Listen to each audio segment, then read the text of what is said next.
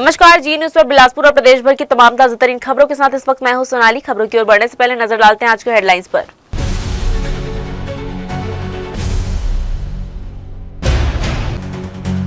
Tifra unity मार्च में भाजपा नेताओं के बीच मंत्री के साथ चलने को लेकर हुआ विवाद, वीडियो वायरल होने से मचा हड़कंप।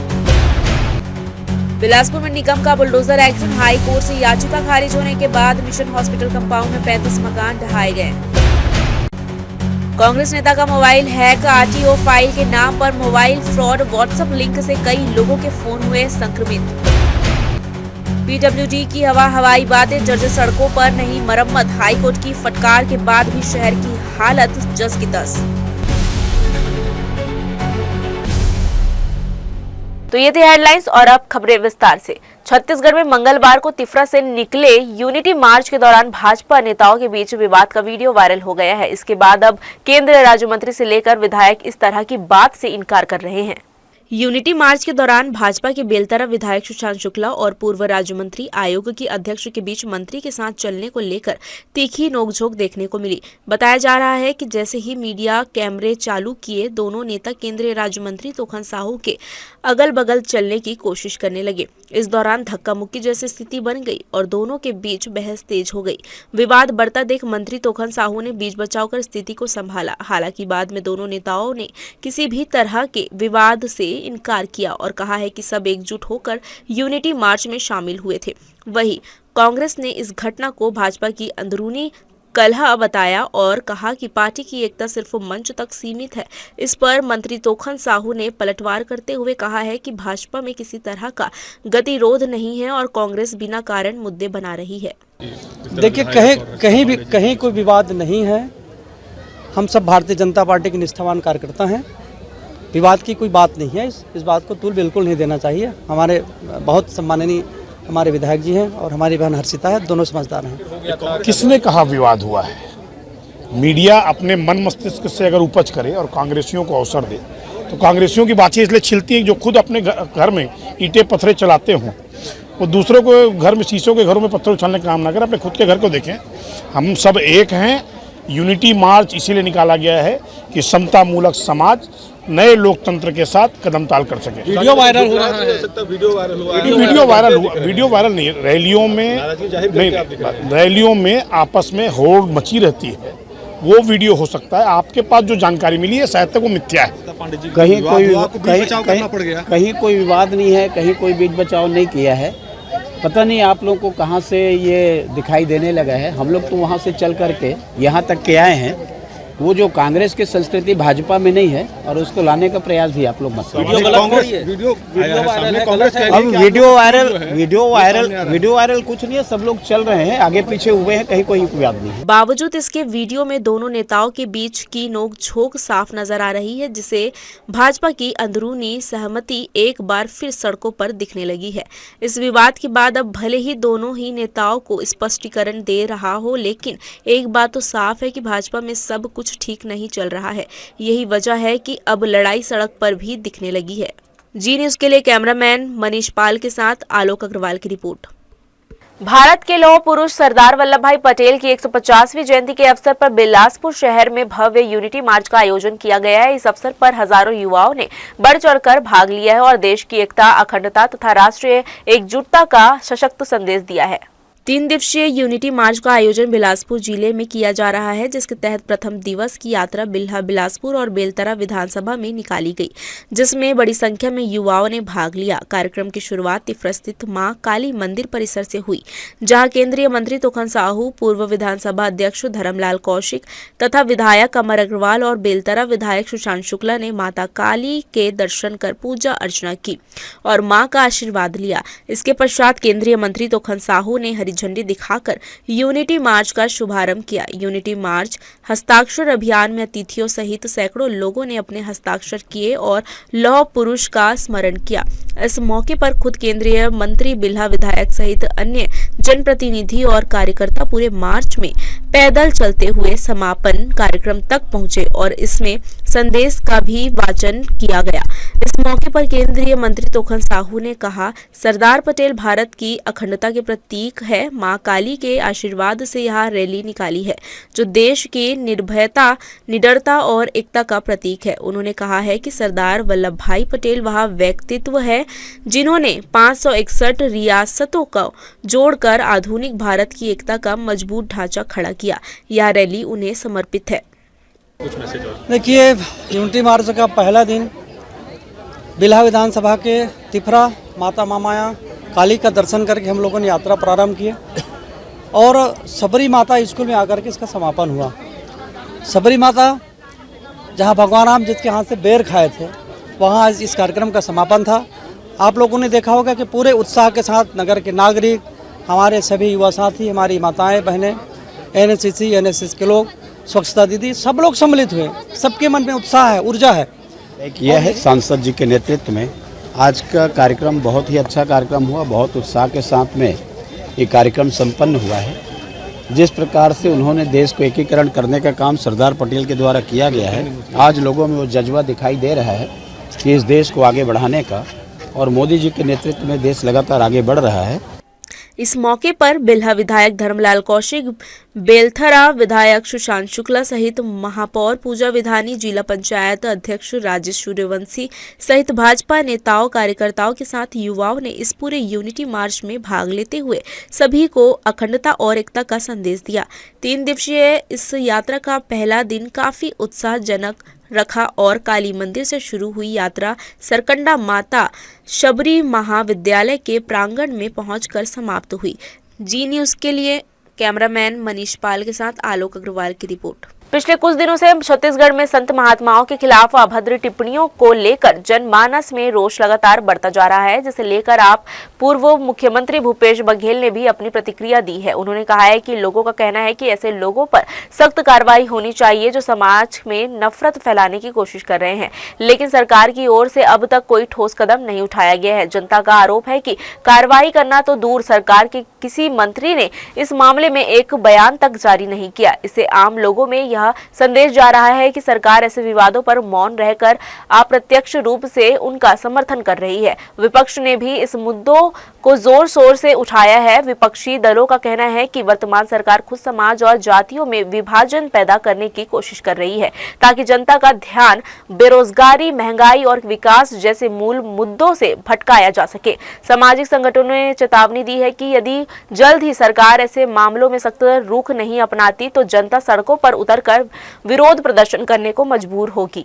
कानून व्यवस्था यदि ठीक से संचालित नहीं करेंगे तो स्थिति ये बनेगी, कोई भी महापुरुष हो, किसी भी धर्म के महापुरुष हो, उसके खिलाफ यदि कोई बात आप बोल रहे हैं तो वो आप पूरे छत्तीसगढ़ का अपमान कर रहे हैं।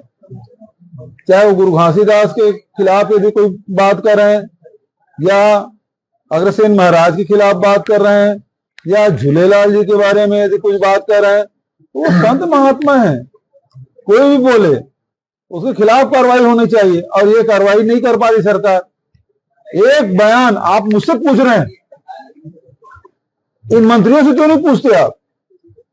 एक बयान दिया है, इसके बाद चाहे किसी ने भी बयान दिया हो, कोई कार्रवाई छोड़ एक बयान, न गृह मंत्री का, न उप मुख्यमंत्री का, न मुख्यमंत्री का, न किसी मंत्री का, एक बयान नहीं। दिल्ली में सोमवार की देर शाम हुए भीषण ब्लास्ट ने पूरे देश को हिला दिया है। इस धमाके में अब तक 10 लोगों की मौत की पुष्टि हुई है, जबकि कई लोग गंभीर रूप से घायल हुए हैं। बताया जा रहा है कि यह धमाका राजधानी के एक व्यस्त इलाके में हुआ, जिससे आसपास के क्षेत्र में अफरा तफरी का माहौल बन गया। घटना की सूचना मिलते ही दिल्ली पुलिस, एनआईए और अन्य सुरक्षा एजेंसियों की टीम मौके पर पहुंच गई है और जांच शुरू कर दी गई। यह धमाका लगभग 11 साल बाद राजधानी में हुई बड़ी घटना मानी जा रही है। केंद्र सरकार ने मामले को गंभीरता से लेते हुए सभी पहलुओं की जांच के निर्देश दिए हैं। जिन्होंने अपने जानें गंवाई हैं उनके प्रति हमारे मन में संवेदनाएं हैं, लेकिन हम ये कहना चाहते हैं कि ये आज का भारत है, ये मोदी का भारत है। हम घर में घुस के मारते हैं। जिन्होंने ये दुस्साहस किया है वो बचेंगे नहीं, और मोदी जी के नेतृत्व में हमारी सेना उनको ढूंढ निकालेंगे, उसको मिट्टी में मिलाने का काम होगा। शहर में एक बार फिर नगर निगम का बुलडोजर एक्शन देखने को मिला है। इस बार कार्रवाई मिशन हॉस्पिटल कंपाउंड में की गई। सोमवार को हाई कोर्ट से मिशन हॉस्पिटल कंपाउंड की याचिका खारिज होने के बाद मंगलवार सुबह नगर निगम की टीम भारी सुरक्षा बल के साथ यहां पहुंची और अतिक्रमण हटाने की कार्रवाई शुरू की। मिशन हॉस्पिटल कंपाउंड में लंबे समय से 35 परिवार निवासरत थे। यह मामला कई दिनों से जिला प्रशासन और स्थानीय परिवारों के बीच विवाद का विषय बना हुआ था। सोमवार को हाई कोर्ट में सुनवाई के दौरान याचिकाकर्ता की याचिका खारिज कर दी गई, जिसके बाद मंगलवार सुबह निगम की टीम ने कंपाउंड में मौजूद लोगों को 2 घंटे का समय देकर घर खाली करने के निर्देश दिए। कोर्ट के निर्णय के आधार पर कार्रवाई की जा रही है और 35 परिवार लगभग यहाँ निवासरत थे, उनके मकान खारिज कराए गए हैं और जो सामान थे वो अपने वैकल्पिक स्थानों पर लेकर गए हैं। जो भवन खाली होते जा रहे हैं उनको हटाने की कार्रवाई की जा रही है। कुछ हंगामे की स्थिति भी निर्मित हुई है या इनके द्वारा पहले कुछ उनको नोटिस दिया गया था क्या? पूर्व में भी सबको नोटिस जारी किया गया था और हंगामे जैसी कोई स्थिति नहीं है। कुछ लोगों को आपत्ति थी कि उनकी गाड़ियां आ रही है तो उसमें सामान ले जाना चाह रहे थे। हमने नगर निगम की ओर से गाड़ियां उपलब्ध कराई थी और कर्मचारी थे जो उसमें सामान लोड करने का काम कर रहे थे। पहले तो लोगों ने विरोध जताया और मौके पर हल्की गहमागहमी की स्थिति बनी रही, लेकिन बाद में निवासरत परिवारों ने स्वेच्छा से अपने घर खाली कर दिए। इसके बाद नगर निगम की टीम ने 3 जेसीबी की मदद से तोड़फोड़ की कार्यवाही शुरू की। कंपाउंड में एक महिला हॉस्टल भी संचालित था, जिसमें करीब 50 छात्राएं रहकर चिकित्सा शिक्षा ग्रहण कर रहे थे। प्रशासन ने सभी छात्राओं को सुरक्षित रूप से दूसरे हॉस्टल में शिफ्ट कराया है। सर, ऐसा लग रहा है कि पहले तो हमारा रोटी कपड़ा मकान गया, अब हमारे घर से हमारा बचपना तक इन लोग छीन ले रहे हैं बिना किसी गलती के। ठीक है, अगर प्रशासन की हुई जमीन जो भी था हमको मौका तो देते सर। हमको सिर्फ आधा घंटा दे दिया गया। आके अधिकारी सिर्फ अपना ऑर्डर सुना के चल दिए कि आपको आधा घंटा दिया जा रहा है, आप आधे घंटे में घर खाली कीजिए। सर, मैं आपसे पूछती हूँ 30 साल की जमा पूंजी को 30 आधे घंटे में कैसे खाली कर देंगे? निगम अधिकारियों का कहना है कि कोर्ट के फैसले के बाद कार्रवाई की जा रही है। तो सर हम तो बोल रहे हैं ना, हमको ऊपर जाना था, हमको जाने तो देते। सर, कल ही आया ना फैसला, कल ही डबल बेंच से हुआ है ना। उसी जज ने तो पहले भी कहा था कि हमारे पास अथॉरिटी, हम ऊपर जा सकते हैं। फिर हमारी बात क्यों नहीं सुनी गई? स्थानीय निवासियों का कहना है कि वे कई वर्षों से यहाँ रह रहे हैं और इस जगह से उनकी भावनाएं जुड़ी है। हालांकि अदालत के आदेश के बाद अब उन्हें यहाँ स्थान छोड़ना पड़ा। बताया जा रहा है कि आने वाले समय में शासन इस परिसर में एक बड़ी योजना पर कार्य शुरू करने जा रहा है। जी न्यूज के लिए कैमरामैन मनीष पाल के साथ आलोक अग्रवाल की रिपोर्ट। शासकीय स्कूल के बच्चों को श्रमिक की तरह काम कराने वाले प्रधान पाठक को संयुक्त संचालक ने निलंबित कर दिया है। मिली जानकारी के अनुसार यह पूरा मामला तखतपुर ब्लॉक के अंतर्गत शासकीय पूर्व माध्यमिक शाला खपरी का है, जहां 19 अक्टूबर को आकस्मिक निरीक्षण के दौरान तखतपुर के बीईओ पहुंचे थे। इसी दौरान स्कूल में पढ़ाई के समय में प्रधान पाठक परदेशी लाल पटेल द्वारा कक्षा 7वीं और 8वीं के बच्चों से फर्श की ढलाई के लिए गिट्टी, रेत और सीमेंट का मलबा बनवाया जा रहा था। बच्चों से इस तरह श्रम कराना शासन के नियमों के खिलाफ है, तो वही इस तरह का कृत्य कानूनी तौर पर भी कार्यवाही के श्रेणी में आता है। जिम्मेदार पद में होने के बावजूद प्रधान पाठक परदेशी लाल पटेल की इस मनमानी को लेकर जिला शिक्षा अधिकारी विजय टांडे ने संयुक्त संचालक को शिक्षा के खिलाफ कार्यवाही के लिए 30 अक्टूबर को प्रतिवेदन प्रस्तुत किया था, जिसके बाद सोमवार को संयुक्त संचालक आरपी आदित्य द्वारा प्रधान पाठक परदेशी लाल पटेल को निलंबित कर तखतपुर बीईओ दफ्तर नियत किया है। जिले की शिक्षा व्यवस्था एक बार फिर सवालों के घेरे में आ गई है। सोशल मीडिया पर लगातार शिक्षकों के शराब सेवन करते हुए वीडियो वायरल हो रहे हैं, जिसके बाद अभिभावकों में गहरी चिंता देखी जा रही है। अभिभावकों का कहना है कि जब शिक्षा ही अनुशासनहीनता का उदाहरण पेश करेंगे तो बच्चों में कैसे शिक्षा और संस्कार आएंगे। वीडियो सामने आने के बाद जिले भर में शिक्षा विभाग की कार्यप्रणाली पर सवाल उठने लगे हैं। कई स्थानों से ऐसी शिकायतें मिल रही है कि कुछ शिक्षक स्कूल समय में या स्कूल परिसर के बाहर शराब सेवन करते देखे जा रहे हैं। इन घटनाओं ने न केवल शिक्षा व्यवस्था की साख को ठेस पहुंचाई है, बल्कि अभिभावकों का विश्वास भी कमजोर किया है। इस मामले को गंभीरता से लेते हुए जिला कलेक्टर संजय अग्रवाल ने सख्त रुख अपनाया है। उन्होंने बताया है कि ऐसे मामलों में बिना किसी ढिलाई के तुरंत कार्रवाई की जा रही है।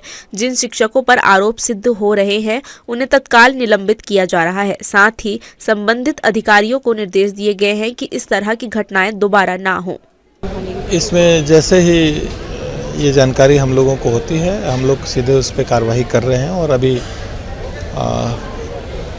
लगातार हम लोग निलंबन की भी कार्रवाई कर रहे हैं और निलंबन के बाद उनको डी भी हम लोग करके उनके ऊपर अनुशासनात्मक कार्रवाई भी हम लोग करेंगे। कलेक्टर अग्रवाल ने कहा है कि जिला प्रशासन यहां सुनिश्चित करने के लिए प्रतिबद्ध है और शिक्षा व्यवस्था अनुशासित और पारदर्शी बनी रहे। उन्होंने शिक्षा अधिकारियों को निर्देश दिए हैं कि सभी स्कूलों में नियमित निरीक्षण किया जाए और शिक्षकों के आचरण पर सतत निगरानी रखी जाए। उन्होंने यह भी स्पष्ट किया है कि इस तरह की अभद्रता और अनुशासनहीनता किसी भी स्थिति में बर्दाश्त नहीं की जाएगी। यदि भविष्य में किसी शिक्षक द्वारा इस प्रकार की हरकत की जाती है तो उनके खिलाफ कठोर विभाग कार्रवाई की जाएगी। कलेक्टर ने जनता से अपील की है कि वे भी ऐसे मामलों की सूचना प्रशासन को दे ताकि जिले की शिक्षा व्यवस्था को बेहतर और सम्मानजनक बनाया जा सके। जी न्यूज के लिए कैमरामैन गोपाल मौर्य के साथ प्रियंका सिंह की रिपोर्ट।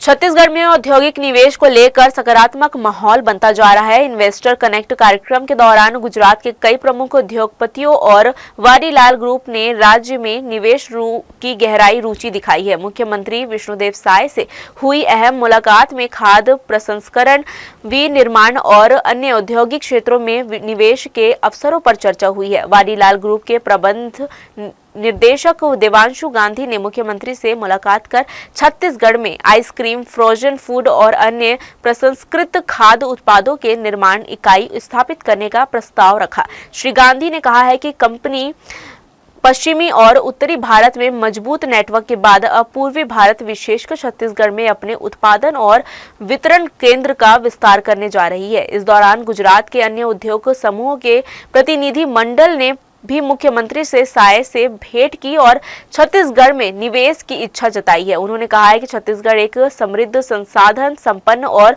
सुविधाजनक राज्य है जहां निवेश के लिए बेहतर माहौल और अवसर मौजूद है। 2 दिन का गुजरात का प्रवास है और गुजरात में हमारे देश के प्रथम उप प्रधानमंत्री और गृह मंत्री और लौह पुरुष सरदार वल्लभ भाई पटेल की 150वीं जयंती चल रहा है। उस उपलक्ष्य में यहाँ पर जो एकता नगर केवड़िया है, जहाँ पर उनका स्टैचू स्थापित है, वहाँ पर भारत पर्व मनाया जा रहा है और पूरे देश के सभी प्रदेश वहाँ पर आ रहे हैं,